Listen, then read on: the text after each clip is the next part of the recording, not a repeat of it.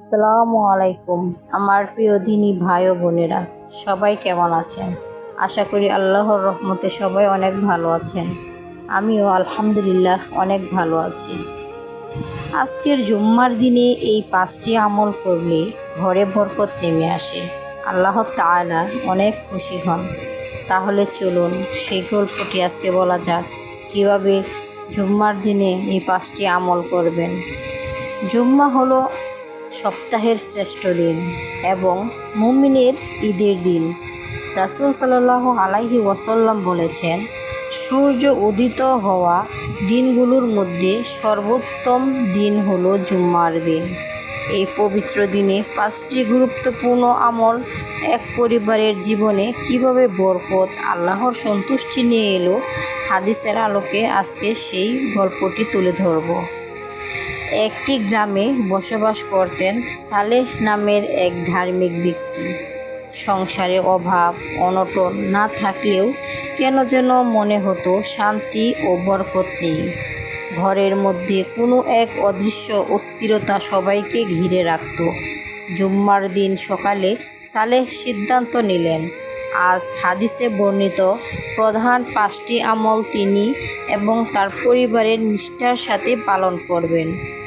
Number 1, গোসল করা ও সুগন্ধি ব্যবহার। জুম্মার সকালে সূর্য ওঠার সাথে সাথে সালেহ পরিবারের সবাইকে ঘুম থেকে তুললেন। হাদিসে রাসূল সাল্লাল্লাহু আলাইহি ওয়াসাল্লাম বলেছেন, যে ব্যক্তি জুম্মার দিনে সুন্দর করে গোসল করে, উত্তম পোশাক পরিধান করে এবং ঘরে সুগন্ধি থাকলে তা ব্যবহার করে। আবু দাউদ। সালেহ ও তার সন্তানরা পরিচ্ছন্ন পোশাক পরে সুগন্ধি মেখে জুম্মার মসজিদের দিকে যাওয়ার প্রস্তুতি নিলেন। ঘরের পবিত্র আবহাওয়াতেই সবার মন জুড়িয়ে গেল। নাম্বার 2, দ্রুত মসজিদে যাওয়া ও প্রথম কাতারে বসা। রাসূল সাল্লাল্লাহু আলাইহি ওয়াসাল্লাম বলেছেন, যে ব্যক্তি জুম্মার দিন দ্রুত মসজিদে যায় সে যেন একটি উট কুরবানি করার সওয়াব লাভ করে। বুখারী হাদিস। সালেহ তার সন্তানদের নিয়ে আজান হওয়ার পরপরই মসজিদে চলে গেলেন। প্রথম কাতারে জায়গা নিয়ে নিবিষ্ট মনে খুতবা শুনলেন এবং কোনো ধরনের অনর্থক কথা বা কাজ না করে চুপচাপ বসে জিকির করতে লাগলেন। নাম্বার 3, সূরা কাফ তেলাওয়াত। হাদিসে এসেছে, যে ব্যক্তি জুম্মার দিনে সূরা কাফ পাঠ করবে তার জন্য এক জুম্মা থেকে পরবর্তী জুম্মা পর্যন্ত একটি বিশেষ নূর বা আলো চমকাতে থাকবে। নাসাই, বাইহাকি। মসজিদের আমল শেষ করে ঘরে ফিরে সালেহ ও তার স্ত্রী পুরো সূরা কাফ তেলাওয়াত করলেন। সূরা কাফের তেলাওয়াতে পুরো ঘর যেন এক ঐশ্বরিক আলো ও শান্তিতে ভরে উঠল। নাম্বার 4, রাসূল সাল্লাল্লাহু আলাইহি ওয়াসাল্লাম এর উপর বেশি বেশি দুরূদ পাঠ। নবীজি সাল্লাল্লাহু আলাইহি ওয়াসাল্লাম বলেছেন, তোমরা জুম্মার দিনে আমার উপর বেশি বেশি দুরূদ পাঠ করো, কারণ তোমাদের দুরূদ আমার কাছে পেশ করা হয়। আবু দাউদ।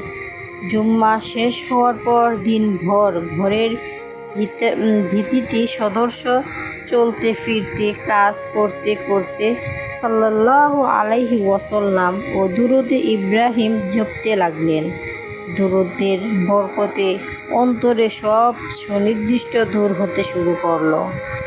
নাম্বার 5, আসর থেকে মাগরিবের মধ্যবর্তী সময়ে খাস দোয়া।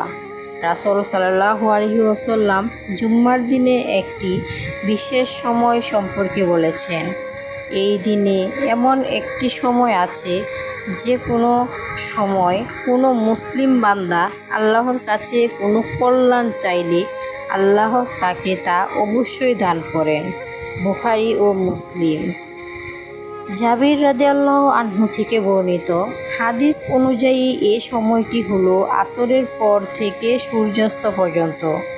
আসরের নামাজের পর সালেহ, তার স্ত্রী ও সন্তানরা ঘরের কোণে নির্জনে বসে আল্লাহর দরবারে দুহাত তুলে কান্নাকাটি করে দোয়া করলেন। ঘরের শান্ত পরিবেশ, রবের প্রতি পূর্ব ইখলাস আর হাদিসের সুসংবাদের উপর ভরসা রেখে তারা জীবনের বরকত ও হেদায়েতের জন্য দোয়া করলেন। সন্ধ্যায় যখন মাগরিবের আজান পড়ল, সালেহ অনুভব করলেন তার ঘরের পরিবেশ পুরোপুরি বদলে গেল। ঘরের সেই আগের অস্থিরতা আর নেই। তার জায়গায় নেমে এসেছে এক অনাবিল শান্তি, ভালোবাসা ও বরকত। আল্লাহর সন্তুষ্টি অর্জনের এই 5টি সুন্নাহ আমল তাদের পুরো সপ্তাহের জন্য রহমতের ঢাল হয়ে গেল। তাহলে প্রিয় বন্ধুরা, আমরা বুঝতে পারলাম জুম্মার দিনে এই আমলগুলো খাস দিলে খাস মনে যদি আমরা করতে পারি এবং আল্লাহ তাআলার এবং নবীজি সাল্লাল্লাহু আলাইহি ওয়াসাল্লাম ওনার দিক নির্দেশনায় যদি আমরা চলতে পারি, তাহলে আমাদের ঘরেও এমনভাবে রহমত আল্লাহ তাআলা ঢেলে দিবেন। আসসালামু আলাইকুম ওয়া রাহমাতুল্লাহ।